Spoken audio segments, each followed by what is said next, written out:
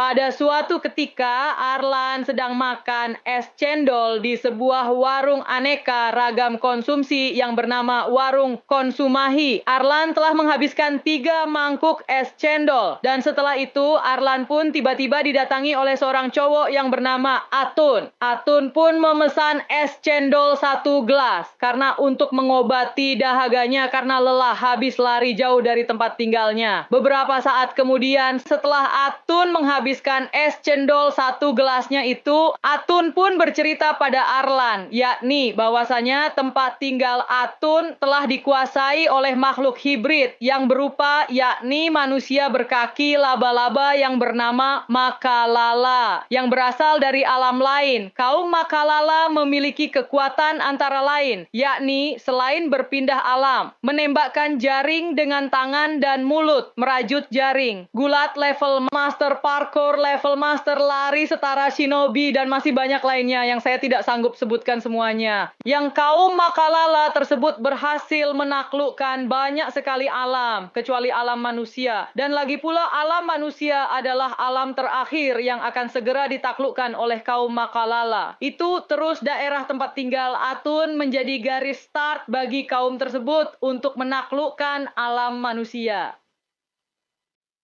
Beberapa waktu kemudian, setelah Arlan mendengarkan penjelasan dari Atun tersebut, Arlan pun memanggil kerbau jantan yang bernama Zakar, yang merupakan tunggangannya itu dengan cara bersiul. Terus Zakar pun datang tepat di depan Arlan, dan Arlan pun menaiki Zakar dengan gaya melompat. Kemudian Arlan pun pergi ke rumahnya untuk mengambil persenjataan dan lainnya. Beberapa waktu kemudian, setelah Arlan sampai di rumahnya, Arlan langsung bergegas masuk ke rumahnya itu. Beberapa waktu kemudian, setelah mengambil persenjataan dan lainnya, Arlan pun langsung melompat ke Zakar ya, untuk menaikinya. Dan tunggu dulu, kita lihat dulu soal apa saja yang dibawa Arlannya. Ya, antara lainnya sebagai berikut. Persenjataan, golok galah alias golah. Pistol revolver, atau kita sebut saja sebagai revolver, pedang jenawi, kerambit, lainnya, rokok, korek gas, botol minum, gorengan, meliputi bakwan, tempe goreng crispy, tahu sumedang, cilung, dan cilor, kue gabin, dan lain-lainnya lagi yang tidak bisa saya sebutkan semuanya. Ayo kita kembali lanjut kepada cerita utama kita ini. Arlan dengan menunggangi Zakar begitu sangat cepat dan tangguh bagaikan mobil sport yang memakai ban mobil jeep. Beberapa saat kemudian akhirnya Arlan dan Zakar sampai di daerah tempat tinggal Atun yang merupakan garis start bagi kaum Makalala untuk menaklukkan alam manusia. Kemudian Arlan pun berkata dengan nada berteriak pada kaum Makalala itu berupa yakni, "Hai, wahai kaum manusia yang berkaki laba-laba Makalala, cepatlah berhentilah, bertaubatlah, dan bertanggung jawablah dari perbuatan ini dan selama ini sebelum terlambat." Tapi kaum Makalala tidak menuruti sama sekali perkataan yang demikian itu, dan malahan sombongnya mereka itu sudah kelewat batas untuk dimaklumi. Beberapa menit kemudian, seseorang dari pasukan kaum Makalala membunyikan trompet yang menandai dimulainya pertempuran dan peperangan.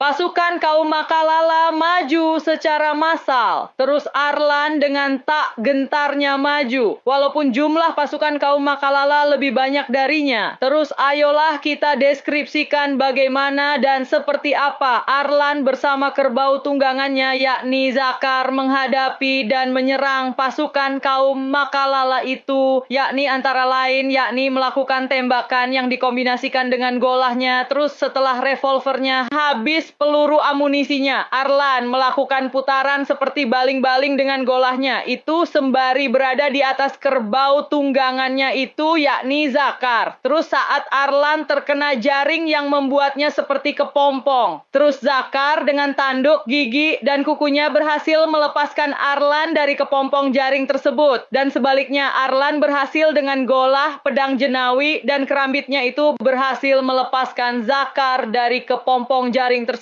Terus terjadi momen yang unik nan kocak seperti yakni menyerang sambil merokok, minum, makan gorengan, makan kue, dan bahkan mencoba menyodorkannya pada pasukan lawan. Terus saat revolvernya habis peluru amunisinya, terus beralih penuh ke golah. Terus saat Golah terpotong, yang bagian tengah tongkatnya, teruslah beralih ke pedang Jenawi. Terus saat pedang Jenawinya patah, terus akhirnya beralih ke Kerambit, yang akhirnya tetap utuh sampai membuat pasukan Makalala berada di ujung kekalahannya. Dan pastinya gaya pertarungan Arlan itu seperti halnya pada film-film asal negeri Taj Mahal dan film-film pendekar asal negeri Monas dari zaman presiden keduanya, negeri Monas.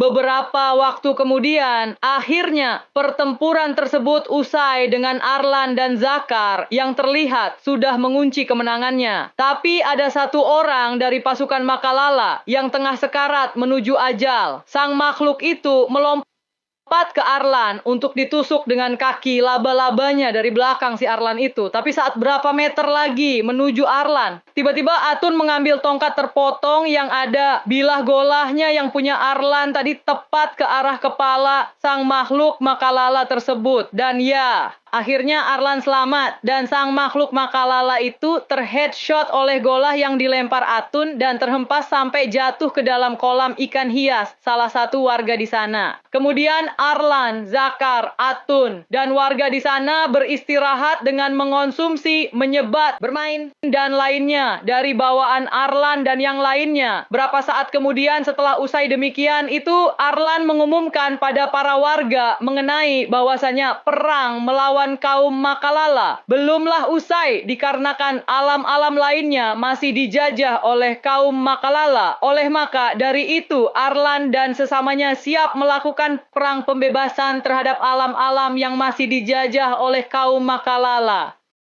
Beberapa pekan kemudian, Arlan CS telah siap mempersiapkan senjata mental dan iman mereka untuk siap melakukan perang pembebasan terhadap alam-alam yang masih dijajah oleh kaum Makalala. Terus Arlan CS pun mengucapkan sebuah kalimat demi membuka portal untuk menuju alam lain yang berbunyi sebagai berikut. Bismillahirrohmanirrohim. Oh ya Gusti Allah yang maha memberi jalan bagi hamba-hambanya yang tengah berjuang demi mengalahkan segala bentuk kemungkaran. Tolonglah, bukakanlah jalan kami demi membebaskan bagi mereka yang tengah terzolimi oleh segala mungkar yang ada di jagat raya ini. Setelah Arlan CS mengucapkan kalimat yang demikian, portal menuju alam lain pun muncul dan Arlan CS yang dengan persenjataan, peralatan, dan semangat yang membara bagaikan pasukan baginda Rasul, bahkan Imam Mahdi maju tak rasa gentar yang berarti dalam diri mereka. Alam demi alam dibebaskan kembali dari penjajahan kaum Makalala hingga akhirnya Arlan CS berhasil sampai di alam kaum Makalala dan akhirnya pula Arlan CS menang mutlak atas kaum Makalala yang bahkan di alam asal kaum Makalala sendiri. Kemudian terjadilah penandatanganan sebuah dokumen kapitulasi. Dokumen kapitulasi yakni adalah perjanjian tertulis atau akta resmi yang berisi syarat-syarat penyerahan diri atau pengakuan kalah oleh suatu pihak. Biasanya pihak yang kalah dalam perang kepada pihak yang menang. Dokumen kapitulasi tersebut disodorkan oleh Arlan CS sebagai pihak yang menang kepada pihak yang kalah, yakni kaum Makalala. Sejak saat itu tidak ada lagi penaklukan yang dilakukan oleh kaum Makalala. Baik wahai kawan-kawanku semua, kira-kira pesan atau amanat apa yang dapat kita ambil dari kisah fiktif kali ini? Coba tuliskanlah di kolom komentar ya.